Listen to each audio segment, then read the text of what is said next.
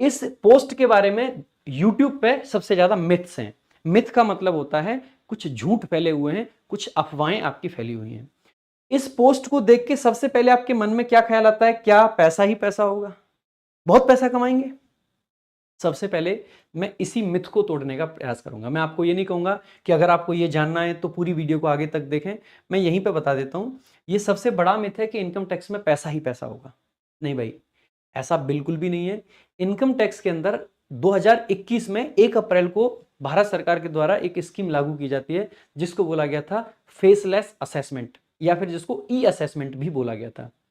ई assessment या faceless assessment, मेरे भाई वीडियो को लाइक और शेयर कर देंगे, क्योंकि ये जो जानकारी मैं दे रहा हूं ना, ये उन सारे यूट्यूबर्स के मुंह पे एक तमाचा है जो फालतू की बात करते रहते हैं कि ये है, इतना पैसा है, ये है, कमा लोगे, ये कर दोगे, वो कर दोगे। ऐसा कुछ भी नहीं है। और जो जानकारी मैं आपको दे रहा हूं वो एकदम ऑफिशियल है, वो एकदम सर्टेन जानकारी आपको दे रहा हूं, टू द पॉइंट। मैं फिर भी आपसे ये कहूंगा कि ये नौकरी बहुत शानदार है। क्यों शानदार है उसके कारण मैं आपको आगे दूंगा एक एक करके, लेकिन पहले ये बता देता हूं, अगर आपको ये लगता है कि बहुत पैसा कमा लेंगे तो वैसा बिल्कुल नहीं होने वाला है। क्योंकि असेसमेंट आपका फेसलेस हो गया है। यानी कि फेसलेस होने का मतलब समझते हैं? जो पब्लिक है जिससे टैक्स लिया जाता है उसको ये नहीं पता कि वो कहां पे टैक्स दे रहे हैं। जो इंटरेक्शन होता है वो कंप्लीटली फेसलेस है। यानी कि एक दूसरे को जानते ही नहीं है। न सिर्फ जानते हैं बल्कि में, जैसे मान लीजिए आप यूपी के रहने वाले हैं, तो जरूरी नहीं है कि जिस एरिया के आप रहने वाले हैं आपको इंटरेक्ट करने के लिए वहीं का ऑफिसर मिले। ऑफिसर ऑल ओवर इंडिया से कहीं से भी मिल सकता है। इसी का मतलब तो फेसलेस है। हालांकि अभी रिसेंट की न्यूज बता रहा हूं आपको, 2 दिन पहले की, 4 दिन पहले की। अभी आपने देखा भी होगा, शायद इंडिया टुडे में भी न्यूज आई थी, कई सारी जगह पे न्यूज आई थी कि सरकार कंसीडर कर रही है कि फेसलेस जो है उसको ऑप्शनल कर दिया जाए। यानी कि जो पे करने वाला व्यक्ति है, जो करदाता है, वो उसके पास ऑप्शन दिया जाए कि आप अपनी जो टैक्स से रिलेटेड क्वेरीज हैं, जो आपके डाउट्स हैं, वो आप एक पर्सन से डील करना चाहते हैं या एक जैसे एक मशीन से आप डील कर रहे हैं वैसे करना चाहते हैं। देखो, जो पैसा मिलता है ना, खास करके जो 2 नंबर का पैसा बोलते हैं, वो तभी मिलेगा जितना ज्यादा पब्लिक इंटरेक्शन होगा। जब आप पब्लिक से मिल ही नहीं रहे तो उसको डराओगे धमकाओगे कैसे? और जब मिल ही नहीं रहे तो पैसा लोगे कैसे? ऐसा थोड़ी नहीं करोगे कि इनकम टैक्स जी मेरे पर्सनल अकाउंट में डाल दो, पर्सनल अकाउंट अपना ऑफिशियली किसी से शेयर कर दो, वो नहीं कर सकते। ये जितनी भी रिश्वतखोरी होती है ना, ये सामान्यतः कैश में होती है। और कैश में होती है इसका मतलब है लोगों का मिलना जरूरी है। जैसे ही फेसलेस असेसमेंट आपका बीच में आ जाता है तो मिलना खत्म हो जाता है, और जैसे ही मिलना खत्म होता है तो पैसे का जो लिंक है वो ऑटोमेटिकली टूट जाता है। लेकिन फिर भी आप कहेंगे सर रेड्स तो मारते हैं। रेड वाली जो टीम होती है वो बहुत एक लिमिटेड टीम होती है, बहुत छोटी टीम होती है, उसके बारे में भी मैं आगे जानकारी दूंगा। तो इनकम टैक्स इंस्पेक्टर बहुत पैसा नहीं है, लेकिन जॉब बहुत जबरदस्त है। आप पाओगे कि एसएससी में सबसे जबरदस्त नौकरी एमईए है, नो डाउट अबाउट इट। और आज से नहीं, पिछले कई सालों से, सीजीएल 2016 से लेके अब तक लगातार सबसे टॉप पोस्ट रही है एमईए। इसके अलावा ईडी की आपकी नौकरी बहुत अच्छी है। इसके अलावा इनकम टैक्स बहुत अच्छी नौकरी है। इलेक्शन कमीशन की जॉब को भी ठीक बताते हैं, अच्छा बताते हैं। इसके अलावा एएसओ इन सीएसएस बहुत अच्छी नौकरी है। इसके अलावा एएसओ इन एएफएचक्यू आपकी अच्छी नौकरी है। इसके अलावा आपकी एक्साइज इंस्पेक्टर की अच्छी नौकरी है। तो ये सारी अच्छी हैं, लेकिन ऐसा नहीं है कि कोई टॉप पे है या कुछ है। टॉप पे अगर कोई है तो वो सिर्फ और सिर्फ एमईए है आपका, ठीक है। तो इनकम टैक्स इंस्पेक्टर आप बनते हैं, ध्यान देंगे। बहुत सारे बच्चे हैं कमेंट बॉक्स में आईटीओ लिख लेते हैं अपने नाम के आगे, income tax officer. Income tax officer में और इनकम टैक्स इंस्पेक्टर में फर्क होता है, एक पूरे रैंक का फर्क होता है। इनकम टैक्स ऑफिसर गजेटेड अधिकारी होता है, जैसे कल बताया था ना, एसओ होता है, सेक्शन ऑफिसर। तो ये जो सेक्शन ऑफिसर है या इनकम टैक्स ऑफिसर है, ये गजेटेड पोस्ट होती है, 4800 ग्रेड पे की होती है। इनकम टैक्स इंस्पेक्टर की पोस्ट 4600 की पोस्ट है, 4600 ग्रेड पे की पोस्ट है आपकी, ठीक है। तो इस चीज का विशेष ध्यान रखेंगे। आगे अगर हम बताएं आपको कैसे कैसे सिलेक्शन होता है, तो ये जो सब है ना, ये जो रेड वेड मारी जाती हैं, ये सब दिखाने की चीजें अलग होती हैं। वो कहते हैं दिखाने के दांत अलग है, खाने के अलग है। तो अगर आप ये सोच के इनकम टैक्स ज्वाइन करना चाह रहे हैं कि बहुत सारा पैसा 2 नंबर का कमा लेंगे, तो दोस्त मत करना। बाकी आपको ज्वाइन करने के बहुत सारे रीजन मैं आपको दे सकता हूं क्यों आपको ज्वाइन करना है। ये इनकम टैक्स की आपकी लखनऊ की बिल्डिंग है, नहीं अहमदाबाद की बिल्डिंग आई गेस, बहुत जबरदस्त है। दिल्ली के अंदर भी इनकम टैक्स का जो ऑफिस है, पूरे दिल्ली के अंदर अगर सबसे खूबसूरत बिल्डिंग किसी की है तो वो इनकम टैक्स की है। बहुत जबरदस्त है। आज मेरे दोस्त से बात हो रही थी, जिस बिल्डिंग में वो काम करता है, बहुत जबरदस्त है, इतनी खूबसूरत है। वो बंदा उसकी बिल्डिंग की तारीफ करते करते थक नहीं रहा था। इनकम टैक्स इंस्पेक्टर है, डबल, अब तो ऑफिसर भी बन चुका है वो तो, ठीक है। बताऊंगा प्रमोशन कितने टाइम में होता है और कैसे होता है, ठीक है। कैसे कैसे आप सिलेक्शन ले सकते हो, सेम वही है जैसे कल बताया था। एसएससी के थ्रू एग्जाम हो सकता है, यूपीएससी के थ्रू हो सकता है। एसएससी के थ्रू आप जो जाते हो 4600 पे जाते हो, यूपीएससी के थ्रू जो आप जाते हो 5400 ग्रेड पे जाते हो, ठीक है। तो यूपीएससी की बात हम नहीं करेंगे, हम एसएससी की सिर्फ बात कर रहे हैं। टीयर 1 एसएससी में 200 नंबर का होता है, टीयर 2 390 नंबर का होता है। ये क्वालिफाइंग इन नेचर है, हालांकि इसकी कट ऑफ अलग से लगती है। इसमें आप पाओगे कि 50 number reasoning, 50 number maths, 50 number English, 50 number GS आता है। 1 घंटे का पेपर होता है, 25-25 क्वेश्चन होते हैं। क्वालिफाइंग होता है, लेकिन कट ऑफ लगती है लगभग आपकी 130-40 तक कट ऑफ जाती है यूजुअली, ठीक है। आजकल 150 तक भी गई है पिछले एग्जाम्स में। उसके बाद में मेंस का जो पेपर होता है 390 नंबर का होता है, जिसमें से 90 नंबर मैथ्स के हैं, 90 नंबर आपके रीजनिंग के हैं। 30-30 क्वेश्चन है, 90-90 नंबर है। एक क्वेश्चन 3 नंबर का है, गलत होने पे 1 नंबर काट लिया जाता है। 1 घंटे के अंदर मैथ्स के 30 क्वेश्चन और रीजनिंग के 30 क्वेश्चन, टोटल 60 क्वेश्चन आपको करने होते हैं 1 घंटे में। फिर अगला 1 घंटा जो शुरू होता है उसके अंदर आपको 45 क्वेश्चन इंग्लिश के मिलते हैं और 25 क्वेश्चन जीएस के मिलते हैं। हर क्वेश्चन 3 नंबर का, 1 नंबर काट लिया जाएगा गलत होने पे, यानी कि 135 नंबर की आपकी इंग्लिश है यहाँ पे भी, ठीक है। तो 135 नंबर की इंग्लिश है, तो बहुत ध्यान देंगे इंग्लिश पे भाई, खास करके अगर इनकम टैक्स में इंस्पेक्टर बनना है तो। टाइपिंग टेस्ट आपका होता है, 28 वर्ड पर मिनट की आपकी स्पीड चाहिए होती है, ये कंपलसरी होता है। कंप्यूटर भी होता है, ये भी कंपलसरी है, और ये क्वालिफाइंग इन नेचर होता है। इसके अलावा डॉक्यूमेंट वेरिफिकेशन आपकी डिपार्टमेंट के द्वारा की जाएगी। कोई इंटरव्यू आपका नहीं होता है, कोई फिजिकल आपका नहीं होता है, कोई मेडिकल आपका नहीं होता है, ये सब चीज आपकी नहीं होती है।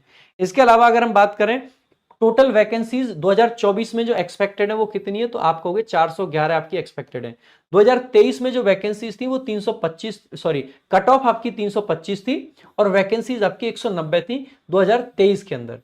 2022 के अंदर जो कट ऑफ थी वो थोड़ी ज्यादा थी, 331 थी, लेकिन 331 कट ऑफ थी 2022 में, लेकिन ये नॉर्मलाइज्ड स्कोर था भाई। नॉर्मलाइजेशन हुआ था क्योंकि कई शिफ्ट में पेपर था। वैकेंसीज आपकी काफी थी, 502 थी 2022 के अंदर। अच्छा, एक चीज आपने देखी 2022 के अंदर एमईए की जो कट ऑफ गई थी वो आपकी 344 थी, और यहां पे कितनी है 331। मेरे भाई 13 नंबर का फर्क है एमईए में और इनकम टैक्स में। तो इनकम टैक्स जो है एमईए से काफी नीचे की जॉब है, ना कि ऊपर की, ठीक है। वैकेंसीज आप देखोगे 2023 में भी आप देखोगे कि एमईए की कितनी गई थी 331, और इनकम टैक्स की कितनी गई है 325। हर साल पीछे है। 2016 से लेके 2015 से लेके हर साल एमईए की कट ऑफ आपकी ज्यादा जाती है, ना कि इनकम टैक्स की, ठीक है। तो ये आपकी इस तरीके से कट ऑफ रही है। 2024 में क्या कट ऑफ एक्सपेक्ट कर सकते हैं, तो आप 24 में इजीली इससे कम ही कट ऑफ एक्सपेक्ट कर सकते हैं। लगभग आप कह सकते हैं कि 320 के आसपास आपकी कट ऑफ जाने के चांसेस हैं, या फिर आप लगभग बराबर मान सकते हैं 325 तक इनकम टैक्स की कट ऑफ जाएगी। कितने में से मेरे भाई, 390 में से, ठीक है, 390 में से। इसके अलावा आपको बताया ही था ये पेपर का शेड्यूल है, आपके ये पेपर होते हैं, नेगेटिव मार्किंग होती है, 1 घंटे का टाइम होता है, ये सब आप जानते हैं। अब अगर वर्क प्रोफाइल की बात करें कि वर्क प्रोफाइल कैसी है, मेरे भाई 2 तरीके का काम होता है, एक आपका डेस्क जॉब होता है और एक आपका फील्ड जॉब होता है। जो डेस्क जॉब है उसको असेसमेंट वाला पार्ट बोलते हैं इनकम टैक्स में, जो असेसमेंट वाला पार्ट है, ठीक है। और जो बाकी का है वो आपका क्या है, नॉन असेसमेंट वाला पार्ट है, ये आपकी फील्ड जॉब कहलाती है, ठीक है। तो डेस्क जॉब और फील्ड जॉब ये दोनों अलग अलग हैं आपके। यहां पे क्या होता है, ये जो असेसमेंट वाले हैं ये वेरीफाई करते हैं इनकम टैक्स के रिकॉर्ड्स को, किसने इनकम टैक्स भरा है, किसने नहीं भरा, कौन टाइम से टीडीएस भरता है नहीं भरता है, किस कंपनी ने कितना फ्रॉड किया है, कौन कितना इनकम टैक्स बचा रहा है, ये सारी चीजें। उसके अलावा जितने भी टीडीएस क्लेम किए जाते हैं उनको वेरीफाई करते हैं। टीडीएस क्या होता है मेरे भाई, जनरली आप पाओगे आप जहां पे भी जॉब करते हैं आपका 10% टीडीएस कटता है। यानी कि मान लीजिए जैसे कि आपको 1 लाख रुपए महीने मिलती है सैलरी, तो आपको 1 लाख की जगह 90,000 रुपए महीने मिलेगी। आपने साल में टोटल कमाए 12 लाख रुपए, तो आप कहोगे कि आपके सर 10,000 रुपए महीने के हिसाब से 10% के हिसाब से 1,20,000 तो कट गए। तो फिर आप उसको क्या करेंगे, वो क्या आपके गए टैक्स में चले गए? नहीं। बहुत सारे लोग टीडीएस क्लेम करते हैं, वो कहते हैं देखो जी हमारा ये जो टैक्स कटा है इतना नहीं कटना चाहिए था, हमने इस 12 लाख रुपए में से हमने 7-8 लाख रुपए तो खर्च कर दिए। ये देखिए कुछ कुछ चीजें ऐसी होती हैं जो टैक्स फ्री होती हैं, बहुत सारी चीजें हैं जो टैक्स फ्री होती हैं, जैसे कि आई गेस अगर आपने एनपीएस अकाउंट खोल रखा है, एनपीएस अकाउंट में आप पैसा डालते हैं तो वो पैसा आपका टैक्स फ्री है, ठीक है। एनपीएस अकाउंट में 1.5 लाख रुपए पर साल तक का पैसा आपका टैक्स फ्री है, तो 1.5 लाख रुपए आपने वहां बचा लिए। इसके अलावा जो आप होम रेंट दे रहे होते हैं वो आपका टैक्स फ्री हो जाता है, तो वहां पे कुछ सेविंग आप कर लेते हैं। इसके अलावा वेरियस थिंग्स होती हैं जो आपके सीए आपको बता सकते हैं कहां कहां से आप टैक्स बचा सकते हैं, वो सब दिखा के आप कहोगे जी मेरी अल्टीमेट इनकम तो कुछ है ही नहीं, तो उसमें से जो टैक्स है वो मुझे वापस मिलना चाहिए। टीडीएस आसानी से वापस मिल जाता है, ऐसा कुछ मुश्किल काम नहीं है, बहुत फेयर प्रोसेस है सरकार का, टीडीएस मिल जाता है। ये सब काम कौन संभालता है? इनकम टैक्स संभालता है। इसके अलावा भाई रिफंड आपका जो कंपनीज का होता है, कंपनीज से जो बड़ा बड़ा पैसा जाता है उसको भी रिफंड भी किया जाता है, वो रिकॉर्ड्स के बेसिस पे सीए का काम होता है ये सारा का सारा। तो बाकी ये इनकम टैक्स की तरफ से जो हमारे इंस्पेक्टर्स लगते हैं वो संभालते हैं, बाकी इवेल्युएट कौन करता है? बाकी इनकम टैक्स वगैरह इवेल्युएट करना, ये सब इनका काम होता है। जो आपकी नॉन असेसमेंट की टीम होती है, जिसको हम रैपिड रिस्पॉन्स टीम भी बोल देते हैं, इस टीम का काम होता है रेड को कंडक्ट करना, रेड डालना। और रेड ऐसे ही नहीं, ऐसे ही रैंडम रेड डालते हो, बहुत प्लान से, बहुत अच्छे तरीके से रेड्स डाली जाती है इनकम टैक्स में, ठीक है। इसके अलावा मेरे भाई आपको क्या पता होना चाहिए? ये देखो काम करते हो कुछ कुछ लोग हैं, जॉब बहुत अच्छी है। अगर जॉब के बारे में मैं बताऊं, जॉब का सबसे पॉजिटिव पॉइंट पता है क्या है? इनकम टैक्स का जो एसोसिएशन है वो बहुत मजबूत है, पूरा का पूरा डिपार्टमेंट बहुत ज्यादा एम्प्लॉय फ्रेंडली है, यानी कि पूरा डिपार्टमेंट हमेशा अपने एम्प्लॉय का फेवर करता है, क्योंकि ये एक ऐसी जॉब है जो सरकार के लिए रेवेन्यू जनरेट करके देती है। तो इनको मिलने वाले जो सुविधाएं हैं वो रिलेटिवली अच्छी होती हैं, अच्छे रहने के स्थान मिलते हैं, अच्छा ऑफिस होता है, अच्छा वर्क कल्चर होता है, और आपका डिपार्टमेंट इतना ज्यादा कोऑपरेटिव है कि मजा आ जाता है आपको काम करके। बहुत ज्यादा कोऑपरेटिव डिपार्टमेंट है। अक्सर करके इनकम टैक्स के लोग बहुत कम फंसते हैं। जैसे एक डिपार्टमेंट आपको पुलिस का दिखेगा, पुलिस का डिपार्टमेंट मेरे भाई ऐसा है, जिस थाने में आज आप नौकरी कर रहे हो, अगर थोड़ी सी भी ऊंच नीच होती है ना, अगले ही दिन आप उसी थाने की जेल में भी मिल सकते हो। और जिस दिन आप थोड़े से भी पकड़े गए ना, सब अपना पल्ला झाड़ के खड़े हो जाते हैं। 1% कॉपरेशन पुलिस की तरफ से नहीं है। सीनियर ऑफिसर्स जो होते हैं ना, वो जूनियर्स के ऊपर ऐसे हावी रहते हैं बहुत ज्यादा, लेकिन इनकम टैक्स डिपार्टमेंट में डिपार्टमेंट अपने एम्प्लॉइज के लिए बहुत ज्यादा कॉपरेटिव है। इनकम टैक्स का जो एसोसिएशन है इनका, वो बहुत ज्यादा स्ट्रांग है, यानी कि यहाँ पे बहुत कम चांसेस रहते हैं उल्टे सीधे फंसने के, ठीक है। तो ये बहुत जबरदस्त है इनके लिए। इसके अलावा मेरे भाई सैलरी आपकी कितनी बनती है? तो स्टार्टिंग सैलरी अप्रोक्स सबकी बराबर होती है, 8500 रुपए आपकी लगभग बनती है। हालांकि एक्स सिटी वाई सिटी और इनका फर्क रहता है इसमें। एक चीज और है, इनके लिए जो एक अलग से कुछ अलाउंस मिलता है हर महीने, 30 लीटर पेट्रोल का पैसा इनको अलग से मिलता है हर महीने, यानी कि सैलरी से अलग, जितनी सैलरी है उससे अलग 30 लीटर पेट्रोल पर मंथ का इनका पैसा मिल रहा होता है। बाकी इस सैलरी के अंदर ट्रांसपोर्ट अलाउंस भी शामिल है, ट्रांसपोर्ट अलाउंस सबको मिलता है जो भी है। इसके अलावा मेरे भाई इस सैलरी के अंदर आपका जितने भी बच्चों की मतलब राशन मनी भी होती है छोटी सी, उसके अलावा मोबाइल का भी खर्चा रहता है, कई सारी चीजें इसमें शामिल रहती हैं। इसके अलावा एचआरए आपका होता है, होम रेंट अलाउंस जिसको हम बोल देते हैं, जो कि आजकल 30% है बेसिक पे का। जो सैलरी आपकी बनती है वो कैसे बनती है? पहले बेसिक पे होती है, जैसे 4600 ग्रेड पे है, 4600 ग्रेड पे की जो बेसिक पे बनती है, इट इज 44,900, ये आपकी बेसिक पे है। इस बेसिक पे पे आप पाओगे 50% आपको क्या मिलता है? डीए मिलता है। इसी बेसिक पे पे 30% आपको एक्स सिटी में क्या मिलता है? एचआरए मिलता है, होम रेंट अलाउंस मिलता है। इसके अलावा आपको ट्रांसपोर्ट अलाउंस जो है वो इसका परसेंट नहीं मिलता है, लगभग 5000 के करीब है। हमारा दिल्ली पुलिस में सब इंस्पेक्टर का 4500 रुपए था, ठीक है, ये मिल जाता है। इसके अलावा आप पाओगे कि छोटे छोटे और एक दो अलाउंसेस होते हैं, वो पेट्रोल का पैसा मिल जाता है, टोटल मिला के 85 प्लस आपका बन जाता है। अब अगर इसकी ट्रेनिंग की बात करें, ट्रेनिंग लगभग 3 महीने की होती है, यानी कि लगभग 12 हफ्ता आप कह सकते हो। ट्रेनिंग बहुत नॉर्मल होती है, कुछ ऐसी खास ट्रेनिंग नहीं है इसमें। ट्रेनिंग में क्या कराते हैं जी? टैक्स की लॉ वगैरह आपको पढ़ाएंगे, इनकम टैक्स का जो कानून है वो सब पढ़ाएंगे, इन्वेस्टिगेशन स्किल सिखाते हैं, अगर आपको रेड डालने की जरूरत पड़ती है तो इन्वेस्टिगेशन स्किल्स आनी चाहिए, और एडमिनिस्ट्रेटिव स्किल्स सिखाते हैं, एडमिनिस्ट्रेशन भी आपको चलाना है क्योंकि आपकी ये डेस्क जॉब है, तो ये सब चीजें सिखाते हैं। इसके अलावा पर्क्स इसके क्या होते हैं उससे पहले मैं आपको बताना चाहूंगा, जैसे ही आप इनकम टैक्स का एग्जाम क्लियर करके, मतलब एसएससी सीजीएल का एग्जाम क्लियर करके इनकम टैक्स में आपकी ज्वाइनिंग होती है, ज्वाइनिंग के बाद में इनकम टैक्स में अंदर जाके आपको एक एग्जाम और देना होता है, जिसको बोलते हैं कंफर्मेशन एग्जाम। यानी कि आपको ये कंफर्म करने के लिए कि आप इनकम टैक्स में इंस्पेक्टर बन चुके हैं, एक पेपर देना पड़ेगा। जी हाँ, सेलेक्ट होने के बाद, सीजीएल क्लियर करने के बाद डिपार्टमेंट में जाके भी एक पेपर है। अब आपका सवाल होगा कि सर इस पेपर में क्या आता है? इस पेपर में डिपार्टमेंटल चीजें ही आती हैं, क्योंकि डिपार्टमेंटल एग्जाम है, इसमें मैथ्स फिजिक्स रीजनिंग इंग्लिश कुछ नहीं आता है, इसमें टैक्स की चीजें आती हैं।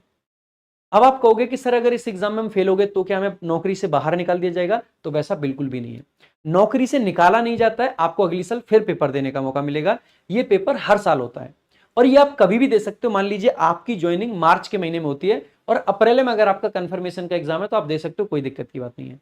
तो कंफर्मेशन का एग्जाम देने के लिए आपको जरूरी नहीं है कि 1 साल नौकरी या 2 साल नौकरी चाहिए, जब आपका एग्जाम पड़े तुरंत आप दे सकते हैं, हर साल पेपर होता है, लगभग आप 10 बार पेपर दे सकते हैं, 10 बार में तो कोई भी पास हो ही जाएगा मेरे भाई। ठीक है, अगर आप कहें कि सर इस नौकरी के लिए एज लिमिट क्या है, तो मेरे भाई 30 साल तक की उम्र में आप इस फॉर्म को भर सकते हैं। 30 ईयर्स आपकी अपर एज लिमिट है, 30 ईयर्स। आपकी ग्रेजुएशन आपको करनी है, क्योंकि सीजीएल का एग्जाम होता है, कंबाइंड ग्रेजुएट लेवल एग्जाम, तो सीजीएल के एग्जाम के थ्रू है तो ग्रेजुएशन चाहिए, भारत के नागरिक होने चाहिए, 30 साल तक की उम्र होनी चाहिए। अगर आप एससी से हैं तो 35 साल, ओबीसी से हैं तो 33 साल, एसटी से हैं तो 35 साल। तो इस प्रकार से आपको रिलैक्सेशन भी मिल जाता है। उसके बाद में जैसे ही आप कंफर्मेशन का एग्जाम क्लियर कर लेते हो, इसके बाद में आपका प्रमोशन का एग्जाम देने के लिए भी आप एलिजिबल हो जाते हो। इस चीज के बारे में भी मैं आऊंगा। इसके अलावा पक्ष के बारे में बता देता हूँ। सीईसी होता है आपका, चाइल्ड एजुकेशन होता है, चाइल्ड एजुकेशन अलाउंस जिसको हम बोल देते हैं। ठीक है, इसके अलावा एक होता है एलटीसी। मेरे भाई एलटीसी क्या होता है, ये हर नौकरी में मिलता है, ये इनकम टैक्स का ही अलग से फीचर नहीं है। भारत सरकार की जितनी भी इस लेवल की नौकरी है सब में सेम है। आपको 4 साल का एलटीसी का साइकिल होता है। जैसे मान लीजिए आपकी दिल्ली में पोस्टिंग है और आपने होम टाउन भर रखा है, सपोज कीजिएगा बिहार, गया। ठीक है, आप गया से हैं, 4 साल में 3 बार आपको होम टाउन का एलटीसी मिलेगा। एलटीसी में क्या मिलता है, बिहार जाने तक का ट्रेन का आपको खर्चा मिल जाएगा और आने का खर्चा मिल जाएगा। न सिर्फ आपका खर्चा, न सिर्फ आपका खर्चा, बल्कि में आपके डिपेंडेंट जो भी हैं, यानी कि अगर आपके पेरेंट्स जा रहे हैं तो वो भी, आपके बीवी बच्चे जा रहे हैं तो वो भी, उनका भी खर्चा सरकार उठा लेती है। तो एलटीसी में ये होता है, आने का भी जाने का भी। एलटीसी का पहला फायदा। 3 एलटीसी आपकी होम टाउन की होती है और एक एलटीसी आपकी ऑल इंडिया होती है 4 साल के अंदर में। ऑल इंडिया एलटीसी में आप कहीं भी घूमने जा सकते हैं। जैसे कि आपको मान लीजिए गोवा जाना है, आप गोवा जाइए, गोवा में जहां तक ट्रेन है तो आपको ट्रेन का किराया मिलेगा। अगर कहीं पे ऐसी जगह है जहां पे ट्रेन नहीं जाती है तो आपको सीधा प्लेन का मिल सकता है। जैसे अंडमान निकोबार अगर आप घूमना चाहते हैं तो आपको प्लेन की टिकट के पैसे मिल जाएंगे सीधे। तो प्लेन की टिकट कराइए, आप हैं, आपके पेरेंट्स हैं, आपके बीवी बच्चे हैं, उनके लिए आने का खर्चा और जाने का खर्चा दोनों एलटीसी में कवर हो जाएंगे। उसके लिए छुट्टी भी आपको मिल जाती है, उसकी भी कोई दिक्कत नहीं रहती है। इसके अलावा आप एक काम और कर सकते हैं। जैसे 3 आपकी होम एलटीसी होती है और एक आपकी ऑल इंडिया होती है। जो आपकी होम एलटीसी है 3 में से किसी भी एक को आप कन्वर्ट करा सकते हैं, किसमें, इंडिया एलटीसी में। होम एलटीसी यानी कि टोटल 2 इंडिया एलटीसी आप पे हो जाएंगी। और जो आप इंडिया एलटीसी में कन्वर्ट कराओगे उसमें पूरे इंडिया में नहीं जा सकते हो, लेकिन जैसे आप साउथ मतलब नॉर्थ ईस्ट में जा सकते हो, सिक्किम वगैरह, आप अंडमान जा सकते हो और कश्मीर जा सकते हो। आप महाराष्ट्र वगैरह जाना चाहोगे वहां नहीं जा पाओगे, वहां ऑल इंडिया एलटीसी से जा सकते हो। तो 3 तरीके से आपकी एलटीसी होती है जिसमें आपको किराया वगैरह काफी कुछ मिल जाता है। इसके अलावा एलटीसी का एक फायदा और होता है, आपको पता होना चाहिए, सरकारी नौकरी में आपको हर साल 30 ईएल मिलती है और 8 आपकी सीएल मिलती है। सीएल होता है कैजुअल लीव, ईएल होता है अर्नड लीव। ईएल आपकी इकट्ठी होती जाती है, अगर आपने साल में 30 ईएल नहीं लिए तो इकट्ठी हो जाएंगी। 360 ईएल तक आपकी इकट्ठी होती है, उसके बाद में वो ईएल आपकी खराब हो जाने लग जाती है। लेकिन अगर आपने एलटीसी लिए तो आप टोटल अपनी नौकरी में 6 बार ऐसा कर सकते हो कि 10-10 ईएल को पेड करा लो। अर्नड लीव है, यानी कि आप उसकी पे ले सकते हो और वो आपको तभी मिलती है जब आप एलटीसी पे घूमने गए। आप 10 दिन के लिए घूमने गए, आपने 10 दिन की ईएल को कैश इन करा लिया कि जी मुझे खर्चे के लिए पैसे चाहिए, ये मेरी इतनी ईएल बची हुई है। मान लीजिए आपके पास में 50 ईएल है, आप कहोगे 10 ईएल का पैसा मुझे दे दीजिए, आपकी ईएल 50 से 40 रह जाएंगी। 10 ईएल यानी कि 10 दिन की सैलरी आपको एक्स्ट्रा मिल जाएगी। ये बहुत खास फीचर है एलटीसी के अंदर, तो ये आपको पता होना चाहिए। मुझे एलटीसी के बारे में इतना क्यों पता है, मैंने कल भी आपको बताया था। मैडम है, मैडम एमईए में है, पूरा दिमाग यही चलता है कि कहाँ से कौन से कैश कराए जा सकते हैं और कैसे कैसे चीजें कर सकती हैं। ठीक है, सिलेक्शन लेकिन भाई पहले लेना पड़ेगा, मेहनत करनी पड़ेगी। और ये सब चीजें आपको इसीलिए बताई जा रही हैं क्योंकि आप इनसे मोटिवेट होकर सिलेक्शन के लिए काम कर पाओ, मेहनत कर पाओ, ये मोटिवेशन है आपका। इनकम टैक्स का जो आपका इंस्पेक्टर होता है मेरे भाई, वो 6 से 10 साल आपको लगभग रहना पड़ता है। हालांकि इसमें जैसे एमईए में कल मैंने आपको बताया था कि जो प्रमोशन के लिए डिपार्टमेंटल आपका एग्जाम होता है, उस एग्जाम को देने के लिए आपको 5 साल की सर्विस चाहिए। यहां ऐसा नहीं है। यहां अगर कंफर्मेशन का आपका एग्जाम क्लियर है, चाहे उसके अगले महीने ही प्रमोशन का एग्जाम आ जाए, डिपार्टमेंटल एग्जाम होता है, हर साल होता है, आप दे सकते हो, कोई दिक्कत की बात नहीं है। यानी कि आपको कितना टाइम हुआ फर्क नहीं पड़ता है, आप पेपर दे सकते हो। कौन सा वाला पेपर होता है, आईटीओ का पेपर होता है, यानी कि इनकम टैक्स ऑफिसर का पेपर होता है। लेकिन अगर आपने पेपर क्लियर कर दिया तो क्या आप आईटीओ बन गए, प्रमोशन हो गया, ऐसा बिल्कुल भी नहीं है। जैसे ही आप पेपर कर दोगे क्लियर तो आपको 2 इंक्रीमेंट तो जरूर मिल जाएंगे, लेकिन आपका प्रमोशन तब होगा, यानी कि सैलरी आपको आईटीओ के हिसाब से मिलने लग जाएगी, लेकिन आपको आईटीओ की रैंक तब मिलेगी जब वैकेंसी आएगी। जितनी वैकेंसी आती है उसके हिसाब से रैंक देते जाते हैं एक एक करके। लेकिन सैलरी आपकी बढ़ जाएगी अगर आपने पेपर को क्लियर कर दिया है। तो जब भी आपका प्रमोशन होता है तो एक साथ 2 इंक्रीमेंट लगते हैं। वैसे हर साल 1 इंक्रीमेंट आपका लगा करता है, लेकिन अगर प्रमोशन जब भी होगा तो एक साथ में 2 इंक्रीमेंट लग जाएंगे, तो ये काफी एक्स्ट्रा सैलरी आपको मिल जाती है। ठीक है, इसके अलावा 8 से 10 साल में फिर से आप असिस्टेंट कमिश्नर बन जाओगे। ये आपकी वही गजेटेड रैंक हो जाती है, मतलब ये आपकी यूपीएससी वाली रैंक हो जाती है। 4 से 6 साल रहोगे, उसके बाद में आप डिप्टी कमिश्नर बन जाओगे, फिर ज्वाइंट कमिश्नर है, फिर एडिशनल कमिश्नर है, और फिर लास्ट में आपका कमिश्नर है। कमिश्नर की रैंक तक आप नहीं पहुंच पाओगे, क्योंकि कमिश्नर की या एडिशनल कमिश्नर, ज्वाइंट कमिश्नर तक भी इवन आपके वो लोग जा पाते हैं जो आपके किसके थ्रू आते हैं, यूपीएससी के थ्रू। सीजीएल के थ्रू जो बच्चे जाते हैं वो ज्यादातर डिप्टी कमिश्नर तक मैक्सिमम पहुंच पाते हैं, बाकी ऊपर नहीं पहुंच पाते हैं, या तो असिस्टेंट कमिश्नर तक रह जाते हैं या डिप्टी कमिश्नर तक। ठीक है, ज्यादातर। तो बाकी ये प्रमोशंस का फंडा था। एग्जाम आपका किस तरीके से होता है आपको पता होना चाहिए, और एग्जाम में भाई कुछ ऐसा नहीं, मैथ्स वगैरह नहीं आते हैं, डिपार्टमेंट की ही चीजें आती हैं। ठीक है, इसके अलावा मेरे भाई कुछ FAQs हैं जो बच्चों ने आपसे कमेंट में पूछे थे। कल हमने बताया था आपको कि आप पूछ सकते हैं, आप कल के लिए भी क्वेश्चन अभी से कमेंट में पूछ सकते हैं जब भी वीडियो खत्म होगी। कल हम किसकी बात करने वाले हैं, एक्साइज की बात करने वाले हैं। एक्साइज इंस्पेक्टर बोले या जीएसटी इंस्पेक्टर बोले, अगर जीएसटी इंस्पेक्टर को लेके आपके मन में कोई भी प्रश्न है कि क्या चीज होती है, कैसे होती है, तो आप कमेंट करके पूछ लें, कल की वीडियो में हम उसको कवर कर लेंगे। पोस्टिंग कहां और कैसे मिलती है, तो पेपर के बाद में जैसी आपकी रैंक है और जैसे आपके मार्क्स हैं उसके आधार पर, प्रेफरेंस के आधार पर आपको पोस्टिंग मिल जाएगी। जनरली सबसे ऊपर जो रैंक होती है उनको दिल्ली मिल जाता है। और खास बात पता है क्या है, जहां पे एक बार पोस्टिंग मिल गई वहां पे आप फिक्स हो। ऐसा नहीं है कि आज आपको यहां भेज दिया तो कल, जैसे ईडी में बहुत ट्रांसफर है लेकिन इनकम टैक्स में ट्रांसफर नहीं है। ट्रांसफर होता है या नहीं, एक ही रीजन के अलग अलग ऑफिस में ट्रांसफर मिल सकता है। ऐसा नहीं है कि आज आप दिल्ली में, कल आपको दिल्ली से अहमदाबाद भेज दिया जाए, वैसा नहीं होगा। एक बार जो जोन आपको मिल गया आपको उसी जोन में रहना पड़ेगा। ठीक है, हालांकि जब प्रमोशन आपका होता है तो प्रमोशन के बाद में आपका जोन बदल सकता है। ठीक है, या फिर कुछ एक्स्ट्रा ऑर्डिनरी सर्कमस्टांसेस में भी आपका प्रमोशन मतलब ट्रांसफर हो सकता है, नॉर्मली नहीं होता है। क्या आईटीआई को गाड़ी मिलती है, लोगों ने बहुत पूछा ये, क्या गाड़ी मिलती है, तो मेरे भाई गाड़ी नहीं मिलती है, लेकिन 30 लीटर पेट्रोल पर मंथ मिलता है। ठीक है, 30 लीटर पेट्रोल पर मंथ का आपका पैसा मिलता है। ठीक है, तो 30 लीटर पर मंथ पेट्रोल का खर्चा मिलता है। क्या आईटीआई को पर्सनल केबिन मिलता है, क्या एक पर्सनल केबिन जैसे मूवीज वगैरह में दिखाते हैं वैसा होता है? नहीं भाई। पहली बात तो इनकम टैक्स इंस्पेक्टर की कोई यूनिफॉर्म नहीं होती है। जैसे एक्साइज में यूनिफॉर्म है, प्रिवेंटिव में यूनिफॉर्म है, एग्जामिनर में यूनिफॉर्म है, दिल्ली पुलिस में यूनिफॉर्म है, लेकिन आपके इनकम टैक्स इंस्पेक्टर की कोई यूनिफॉर्म नहीं होती है, कोई ऑफिशियल यूनिफॉर्म नहीं है ये। और बाकी पर्सनल केबिन भी भाई क्या है, हर जगह नहीं मिलता है, जॉब के लोकेशन पे डिपेंड करता है। जितना ऑफिस का बड़ा स्पेस है उस हिसाब से मिल जाता है। कई बार तो ऐसा भी होता है कि एक ही ऑफिस के अंदर 5 से 6 इनकम टैक्स इंस्पेक्टर्स को बैठ के काम करना पड़ता है। तो डिपेंड करता है, कभी कभी पर्सनल केबिन मिलता भी है, कभी कभी नहीं भी मिल पाता है।